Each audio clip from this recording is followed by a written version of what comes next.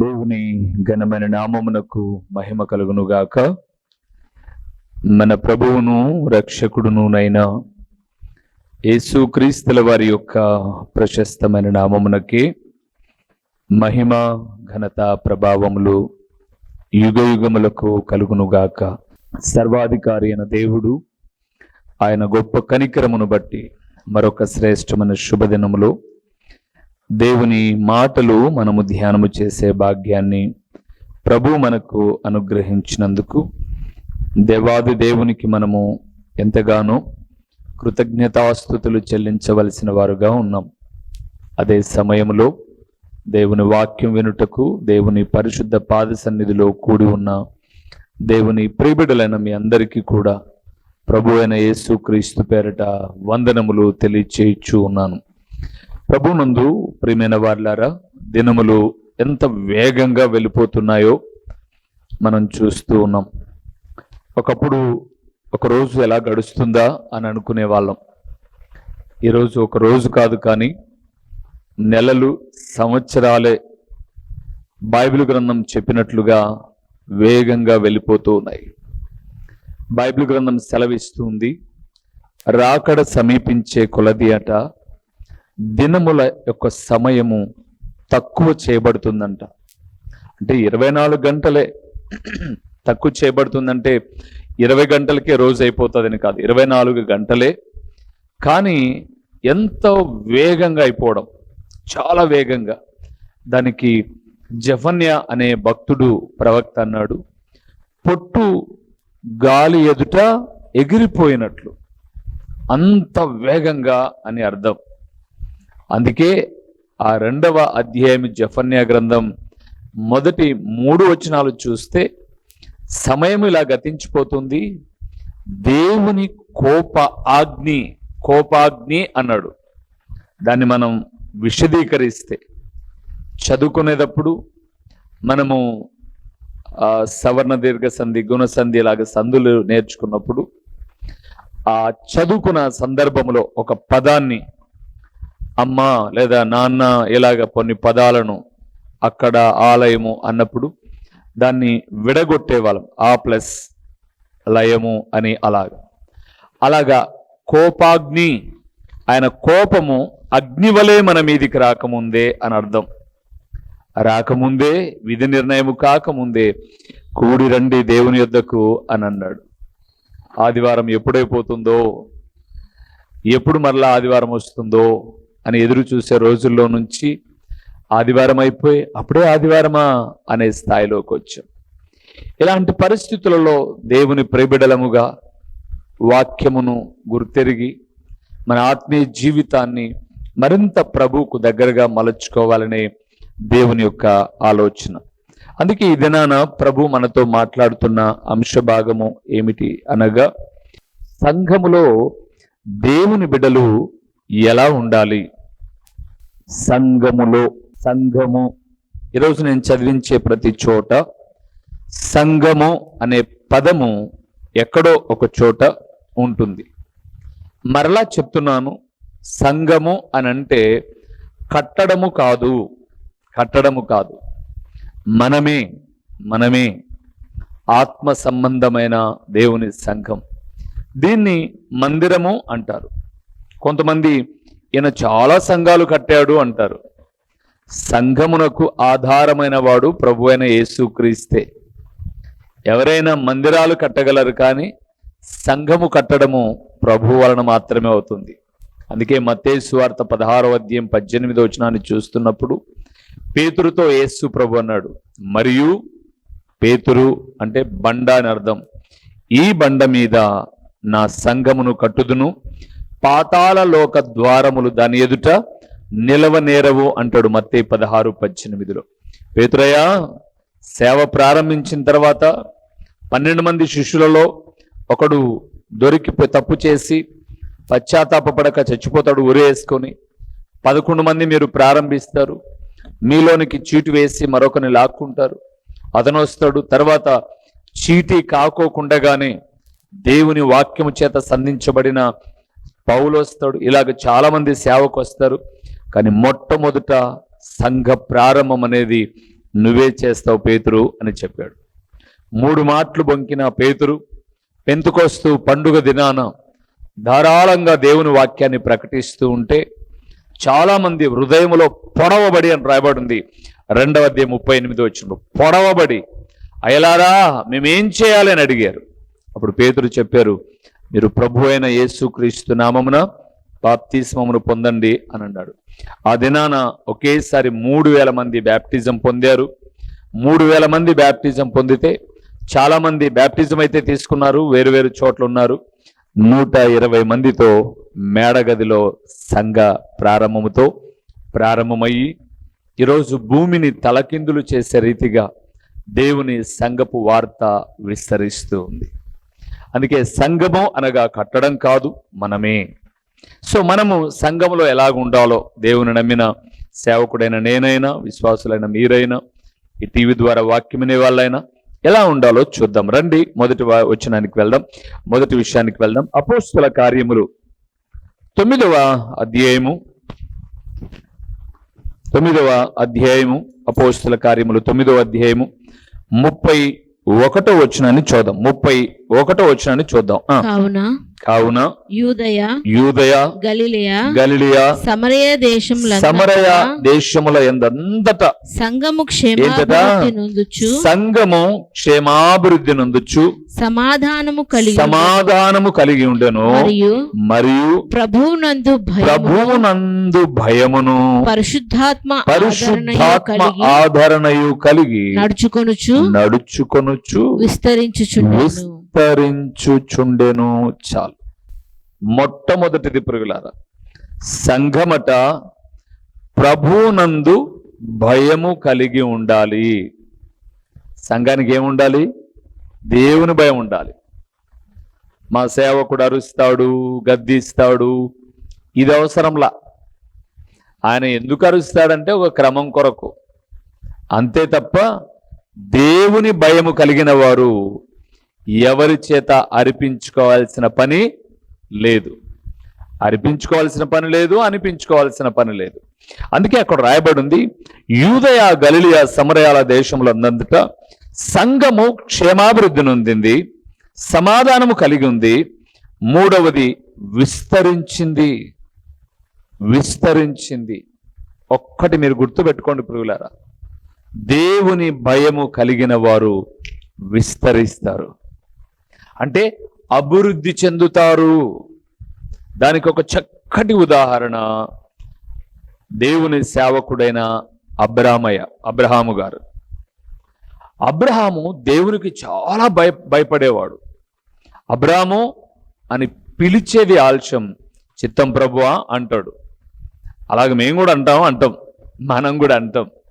కానీ అబ్రహాము, చాలా దినాల తర్వాత నీకు ఒక బాబు పుట్టాడు కదా, సో అని తీసుకొచ్చి మోరియా పర్వతంలో ఒక పర్వతం మీద బలిగా ఇచ్చేయి అని అన్నాడు.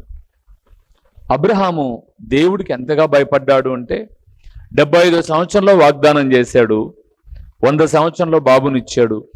వీన్ని మరలా దేవునికి ఇస్తే నాకు ఎలాగైనా పిల్లలను ఇవ్వగలిగిన సామర్థ్యం కలిగిన వాడు ఆయన ఇచ్చినది ఆయనకి ఇవ్వడానికి నేనెందుకు వెనకాడాలని మాట్లాడకుండా భయము కలిగిన వాడై ఉదయకాలమునే అన్నిటినీ సిద్ధం చేసుకొని ఆ మోరియా పర్వతాల్లో ఒక పర్వతం మీదకి వెళ్ళిపోయాడు.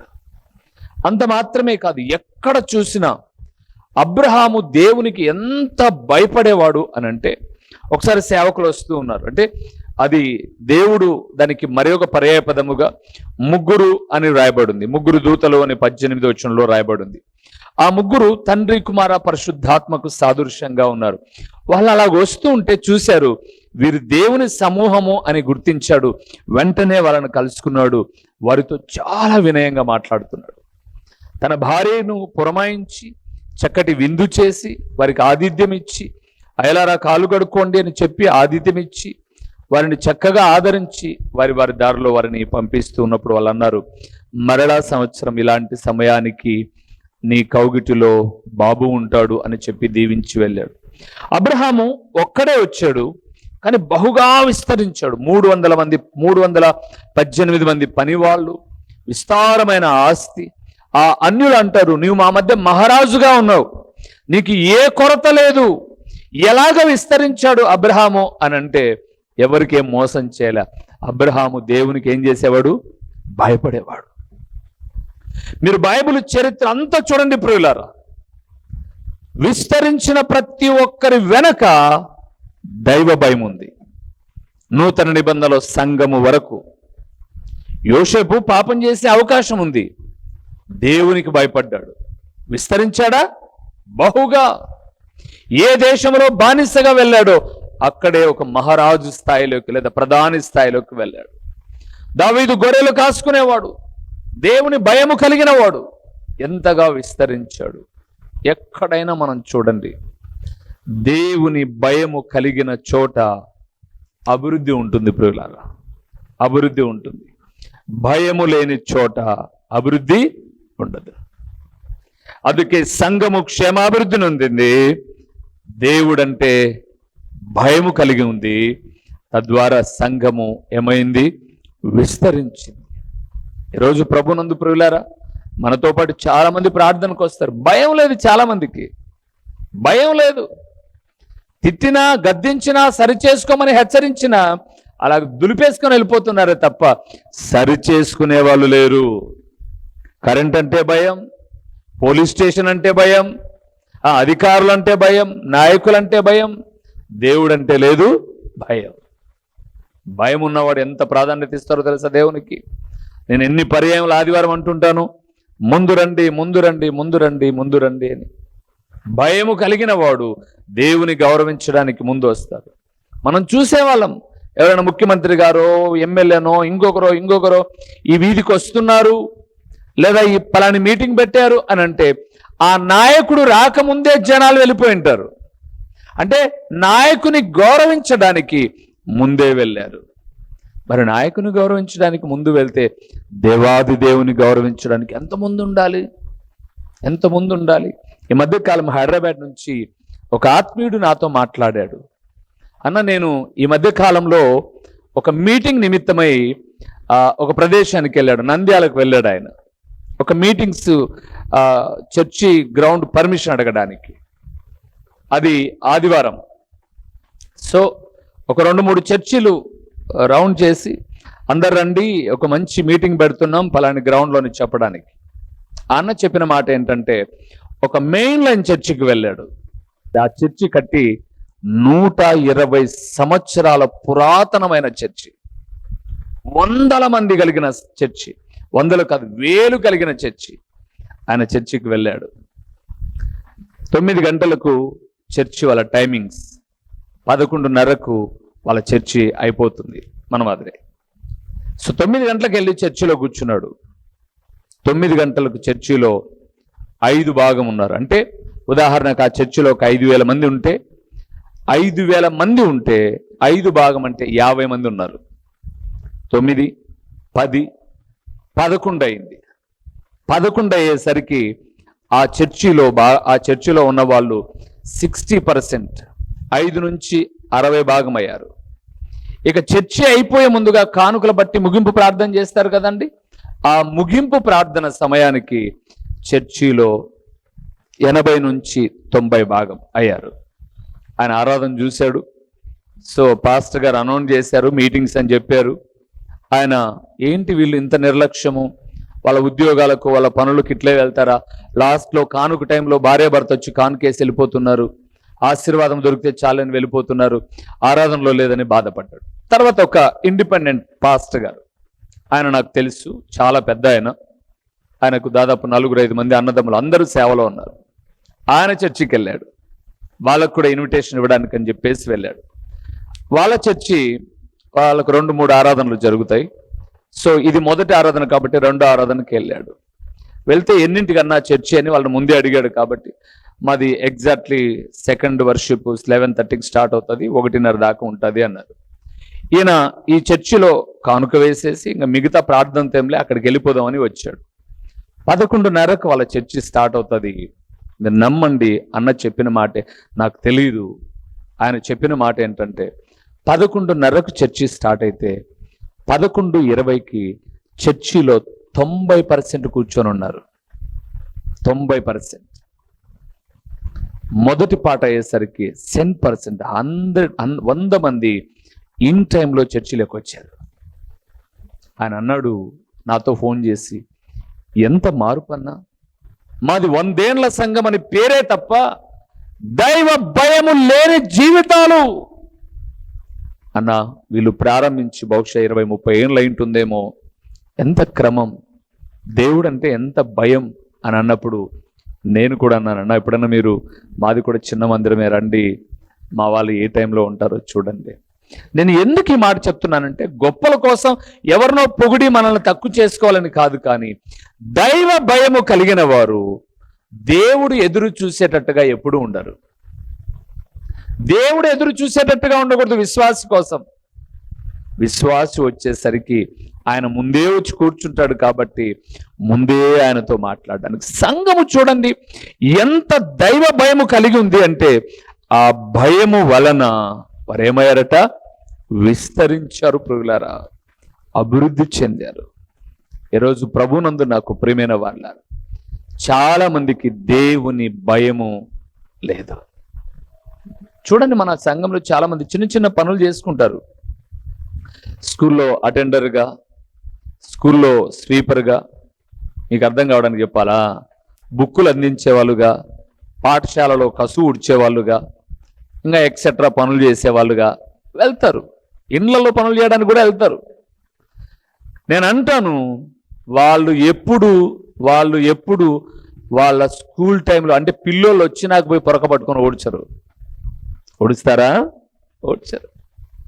రెండోది వచ్చేసి ఇంట్లో వాళ్ళందరూ లేచి 9 గంటలకు డ్యూటీకి పోయినాక వీళ్ళు పోయి వాళ్ళ పాత్రలు దొంగతారా? లేదా వాళ్ళు ఇల్లు ఊడుస్తారా? వాళ్ళు ఆఫీస్ టయానికి లేకపోతే ఇంకో టయానికి వెళ్ళేసరికి వీళ్ళు శుభ్రపరచాలి. అంటే వాళ్ళు ఎంత భయం. నేను అంటాను, 3,000, 4,000 లేదా 10,000 జీతం ఇచ్చే వాళ్ళ మీద ఉన్న భయం జీవితం ఇచ్చిన దేవుని మీద లేదు. కాబట్టే ఆ కుటుంబాలు ఏమి చెందావు? విస్తరించవండి. నీకు కసూడ్చే పని ఇచ్చిన వాళ్ళ మీద భయం ఉంది, బతుకునిచ్చినాడు చూడు, ఆయన అంటే ఏం లేదు, భయం లేదు. భయం ఉంటే ఎప్పుడుంటాం మనం? ఎంత జాగ్రత్తగా ఉంటామో. నా సేవా జీవితంలో, విశ్వాస జీవితము నుంచి కూడా ప్రియులారా, నేను ఈరోజు దీవించబడ్డాను అంటే దేవుని ఎదుట ధైర్యంగా చెప్పగలిగిన ఒక మాట ఏదైనా ఉంటే అది గృహ కూడికైనా లేదా సువార్త కూడికైనా. చాలామంది నాకు తెలిసిన సేవకులు, అన్నా మేము వచ్చాం, ఏమి ఇంకా మీరు రాలేదంటే, మన కోసం వెయిట్ చేయాలన్న సంఘం వెయిట్ చేయడం కాదు, ఉన్న మర్యాద పోగొట్టుకుంటారని చెప్పాను నేను. ఇంకోసారి పిలవరు. విశ్వాసులు ఎప్పుడన్నా రాని, సేవకులుగా మనం ముందుండాలా అని. నేను మందిర సహవాసమైన, అది గృహ కూడికైనా, ఇన్ టైంలో నా జీవితంలో నాకు తెలిసి ఎప్పుడో రేరుగా 1-2 ఏమైనా మిస్ అయిన టైమో, కానీ ఆ టయానికి ఫోన్ చేస్తాం, మీరు రెడీనా? మేం రెడీ. ఎందుకు అనంటే, దేవుని భయము కలిగిన వారు, అది దేవునితో ఏర్పాటు చేసుకున్న కూడిక. ఆ కుటుంబం వాళ్ళకి ఏదైనా కొంచెం ఇబ్బందులు ఉండి, అన్న ఒక 10 నిమిషాలు, ఒక అర్ధగంట లేట్గా రండి, కొంచెం ఏదో, అది వేరే విషయం. కానీ మనం ఆ సమయాన్ని ప్రార్థన చేశాను చూడు, ఆయనకిచ్చే విలువ, ఆయనకిచ్చే ఆధిక్యత, మనకొచ్చే అభివృద్ధి ప్రియులారా, అభివృద్ధి. అందుకే గుర్తుపెట్టుకోండి, మనం ఎప్పుడైనా సరే విస్తరించి అభివృద్ధి చెంది ఆశీర్వదించబడాలి అంటే ఎవరికి భయపడాలి? దేవునికి భయపడాలి. నేను అదే చెప్తాను, సేవకుని చూడొద్దు. ఆయన ఏమని అంటాడేమో అనుకో, వద్దు. ఆయన కాదు, ఆయన కన్నా ఆయన చూస్తున్నాడండి. ఇది ఆయన ఇల్లు, ఇది ఆయన సన్నిధి అయితే సేవకుడు వచ్చి నాకు వస్తాడు. ఆయన ఎప్పుడూ ఉండే స్థలం ఇది. బైబిల్ అదే చెప్పింది, ఇది నా నివాస స్థలము, నేను నిత్యము కోరే స్థలం ఇది అన్నాడు. నా విశ్రమ స్థలము అన్నాడు, నేను ఇక్కడే ఉంటాను అన్నాడు. ఆయన నీ కోసం చూడకూడదు, ఆయన కోసం నువ్వు ముందుండాలి. గుర్తుపెట్టుకోండి ప్రియులారా, దేవుని సేవకుడిగా జ్ఞాపకం చేస్తున్నాను. అభివృద్ధి అనేది దేవునికి భయపడుట ద్వారా. రెండవ విషయాన్ని కూడా చూద్దాం. అక్కడ అపోస్తుల కార్యములు 12వ అధ్యాయము 5వ వచనం చాలండి, 6 కూడా ఉంది. 5వ వచనం చాలు. అపోస్తుల కార్యములు, మనము సంఘంలో దేవుని నమ్మిన వారం ఎలాగ ఉండాలి. 12వ అధ్యాయము 5వ వచనం. పేతురు చెరసాలలో ఉంచబడెను. సంఘమైతే అతని కొరకు అత్యాసక్తితో దేవునికి ప్రార్థన చేయొచ్చు. చాలు ప్రియులారా. రెండవదండి, ఇక్కడ పాస్టర్ గారు కాదు ప్రార్థన చేయాల్సింది. ఎవరు? సంఘం. సంఘము దేవునికి భయపడాలి. మొదటిది సంఘములో ఏం చేయాలి? ప్రార్థన చేయాలి. ఇక్కడ దేవునికి అటెండెన్స్ అవసరం. మీకు ఒక మాట చెప్తాను అర్థం కావడానికి. మీరు ఏదో ఎక్కడో పని చేయడానికి వెళ్ళారు, అది ఏ పనైనా కానీ, స్కూల్లోకి కావచ్చు, లేదా ఒక గార్మెంట్లోనికి, ఎక్కడికైనా వెళ్ళారు. మీరు వెళ్ళిన చోటులో మీరు ఎక్కడికైతే వెళ్ళారో, అది కూలి పని కావచ్చు, ఉద్యోగం కావచ్చు, వ్యాపారం కావచ్చు, ఏ పనైనా కావచ్చు, మీరు వెళ్ళిన చోట మీరు ఏం చేస్తారు? ఏ పని కొరకైతే మిమ్మల్ని పిలుచుకున్నారో, ఏ పని చేస్తే మీకు జీతం ఇస్తా అన్నారో, ఆ పనిని మీరేం చేస్తారు? ఆ పనిని చేస్తారు మీరు. అయ్యా, నువ్వు బేల్దారివి, కట్టడ కడితే నీకు 1000 రూపాయలు కూలి ఇస్తా అంటే వచ్చిన వాడు కట్టడ కడతాడు. అమ్మ, నువ్వు గార్మెంట్లో పలాని పని చేస్తే నీకు ఇంత జీతం ఇస్తాం, వెళ్ళి పని చేస్తాం. అమ్మ, నువ్వు స్కూల్లో ఇలాగ క్లీన్ చేస్తే, అంతటిని కూడా శుభ్రపరిస్తే నీకింత జీతం ఇస్తాం. పని చేస్తేనే అది ఉద్యోగస్తునికైనా, కూలివాడికైనా, వ్యాపారస్తు. అంగడి పెట్టుకున్నారు మీరు కావలసినవి అన్ని తెచ్చి పెట్టుకొని వారు అడిగినప్పుడు ఇస్తేనే మీకు వ్యాపారంలో వృద్ధి. ఇవి ఎంత న్యాయమో! సంఘమునకు వచ్చిన తర్వాత ప్రార్థన చేస్తేనే దీవెన. ఈ రోజు కూడా దేవుని సేవకుడుగా నేను నేర్చుకుంటూనే ఉన్నాను. ఇంకా 25 అయిపోయింది కదా నా సంవత్సరాలు, అన్నీ వచ్చేసింటాయి మీకు అని ఎవరన్నారు? ఎప్పుడంటాను? ఎప్పుడు అన్నాను నేను. ఇంకా ఎన్నో నేర్చుకోవాలి, ఎన్నో దేవుని వాక్యం ద్వారా తెలుసుకోవాలి, ప్రార్థనా జీవితాన్ని మెరుగుపరుచుకోవాలి. దేవుని బిడలారా, ఒక దైవజనుడిగా జ్ఞాపకం చేస్తున్నాను, దేవుని భయం ఉంటే విస్తరిస్తాం. రెండవది, ప్రార్థన చేస్తే ఫలిస్తాం. ప్రార్థన చేస్తే ఏమవుతాం? ఫలిస్తాం. ఊరకొచ్చిపోయారనుకోండి, ఏం లాభం లేదు. మీ ముందోళ్ళు బాగా చేసే వాళ్ళైతే వాళ్ళ ప్రక్కలో కూర్చొని ఏం చేయాలి తెలుసా? నువ్వు టక్కన ఎత్తుతావు, ప్రార్థన చేస్తావు, ఈరోజు నువ్వు ఉండు, నేను చేస్తా అని చెప్పుకోవాలి. మనల్ని ఇంకొకరు, నేను బైబిల్ పాఠాలు చదివేటప్పుడు, బైబిల్ తరగతులకు వెళ్ళినప్పుడు, బైబిల్ పాఠాలు చదివేటప్పుడు నాతో పోటీ పడ్డానికి, అతిశయోక్తికి చెప్పడంలా, దగ్గర 70 నుంచి 100 మంది మేము కూడుకునే వాళ్ళం ఆ బైబిల్ తరగతిలో. దేవుని మహాకృప, నా గొప్పతనం అయితే కాదు, కానీ ఆయన నోటిలో యోబు అనేసరికి ఎప్పుడో తీసేసింటా. ఇంకా యోబు అనగానే 42 అధ్యాయాలు ఉన్నాయి. ఏం చేస్తా? మొదటి అధ్యాయంలో 1000, 10 అధ్యాయాల కాడ 1000, అలాగే 3-4 ఏళ్ళు అట్ట పెట్టుకుంటారు రెడీగా. దానికి అందుబాటులో 4 పేపర్లు ఈజీగా తీయచ్చని. 14వ అధ్యాయం అనుకోండి, ఇది పక్కకు పడేసి ఆ 4 పేజీల్లో తీసి ఆయన చెప్పేసేసరికి వదిలించడం చదువుతుంటా. అప్పుడు నాతో పడి తర్వాత కొత్తగా వచ్చిన బ్యాచ్ అనేవాళ్ళు, మమ్మల్ని చదవని అన్నా అనేవాళ్ళు, మమ్మల్ని చదవని అన్నా అనేవాళ్ళు. అప్పుడు నేను మీరు చదవాలంటే నా పక్కన వచ్చి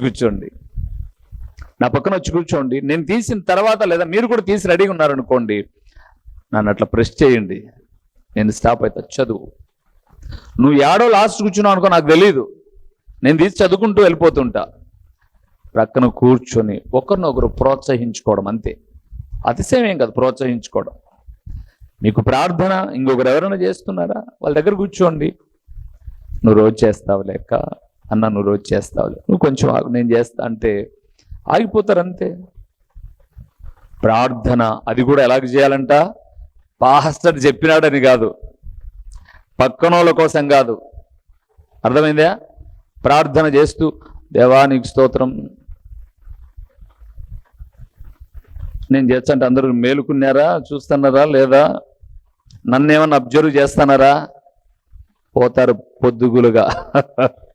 ప్రార్థన చేసేవాళ్ళు పక్కన పాము వచ్చి రెడీగా నిలబడుకున్నా కూడా అయిపోయిన తర్వాత నువ్వు చంపుకోయి ఏం చెప్పాలి కానీ పాము ఉందేడా ఒక్కో తోలు అవసరంలే. ప్రార్థన చేసేవాళ్ళు కళ్ళు మూసుకోవడం ఎందుకు? ఏకాగ్రత కోసం, ప్రభుతో సంబంధాన్ని మెరుగుపరుచుకోవడానికి. అంతే తప్ప ప్రార్థన చేస్తూ ఎవడు మేల్కొన్నాడురా, వీడు జీవనగాడు మేల్కొనే ఉన్నాడు, నన్నే చూస్తున్నాడు అని చూడకూడదు. అర్థమైందా? తర్వాత విషయాలు తర్వాత ధ్యానం చేద్దాం. తలలో ఉంచుదాం, కళ్ళు మూసి దేవుని సన్నిధానంలో, సంఘములో దైవ భయము మనల్ని విస్తరింపచేస్తుంది. సంఘములో అత్యాసక్తితో కూడిన ప్రార్థన అభివృద్ధిలోనికి తీసుకుని వెళ్తుంది. కాబట్టి ఈ మాటలు విన్న మనము దేవుని సన్నిధానములో మనసారా ప్రార్థన చేద్దాం. దేవా, నీ సన్నిధిలో నేను చేసే ప్రార్థన మీరు ఆలకించే దేవుడు అయినందుకు స్తోత్రములు అనే స్తుతులు చెల్లిద్దాం. ప్రార్థన చేసుకుందాం. నీతి స్వరూపుడవైన మా ప్రియమైన పరలోకపు తండ్రి, నీ ఘనమైన నామమునకు స్తోత్రములు చెల్లిస్తూ ఉన్నాము నాయన. సంఘములో నిన్ను నమ్మిన బిడ్డలమైన మేము ఎలాగ ఉండాలో, నీ లేఖనము ఎలాగ మాట్లాడుతుందో ఆ మాటలు మేము నేర్చుకుంటూ ఉన్నాం. ఇంకా ఎన్నో విషయాలు మేము ధ్యానం చేయవలసి ఉంది. మీ ఆత్మ సహాయము మాకు అందించి మీ విలువైన మాటల ద్వారా మమ్మల్ని బలపరిచి స్థిరపరచండి. ఈ సమయమందు నా తండ్రి, సంఘము దైవ భయము కలిగి ఉండాలి అని, సంఘము అత్యాసక్తితో ప్రార్థన చేయాలి అని కొంత వివరణ మేము చేశాం. మిగిలి ఉన్న విషయాలలో కూడా మమ్మల్ని నీ కృపలో ముందుకు నడిపించండి తండ్రి. ఈ మాటలు విన్న నీ బిడ్డలము ప్రకటించిన నేను ఎక్కడన్నా భయము లేకుండా, ప్రార్థన లేకుండా మా జీవితాలు కొనసాగుతూ ఉన్నట్లయితే మీ పాదాలు పట్టుకొని అడుగుతున్నాం. మమ్మల్ని భయముతో విస్తరింపచేసి, క్రమముతో ప్రార్థన చేసి వృద్ధి చెందడానికి కృపనివ్వండి. ఈ వాక్యం వింటున్న బిడ్డలను మీరు దర్శించి స్థానిక సంఘాలలో మీ నామ మహిమార్థమై వాడబడుటకు కృపనివ్వండి. మన ఆయన ప్రకటించిన పరలోకపు సంగతులు వ్యర్థముగా పోకుండా సారవంతమైన నేలను పడిన విత్తనము వలె 30దంతలుగా 60దంతలుగా 100అంతలుగా ఫలింపచేసి మీ ఘననామానికి మహిమ ఘనత ప్రభావములు మీరు కలుగు చేసుకునమని ఎంతైనా నమ్మదగిన దేవుడవైన మీకు స్తుతులు చెల్లించుకుంటూ యేసు నామములో అడిగి పొందియున్నాము తండ్రి, ఆమేన్. మా చిరునామా దైవజనుడు బ్రదర్ ఓ రూబేన్ గారు, క్రీస్తు ప్రార్థనా మందిరం, డోర్ నెంబర్ 1-10-386, నగరిగుట్ట, పులివెందుల, కడప జిల్లా. మీ ప్రార్థనా అవసరాల కొరకై సెల్ నంబర్ 9989067409.